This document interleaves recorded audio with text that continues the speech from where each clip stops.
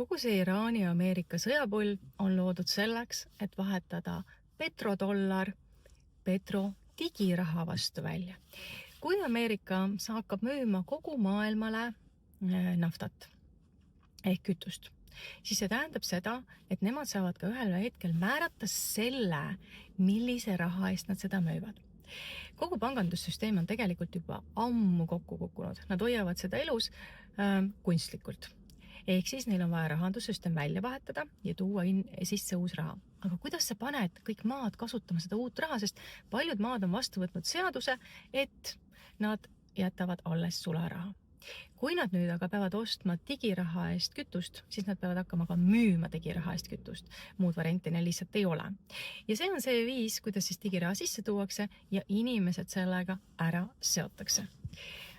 Sellel pühapäeva õhtul teen ma viimase webinari sarjast Reaalsuste lahknemine Vol 4. Ja see on teema, mida ma tahan seekord ette võtta ja sellest natukene sügavamalt rääkida, sest see on inimeste jaoks päris oluline ja tõsine teema.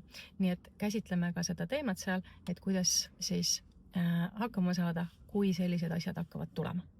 Nii et kui sa tahad liituda webiseminariga, siis lisainfo on kirjelduses.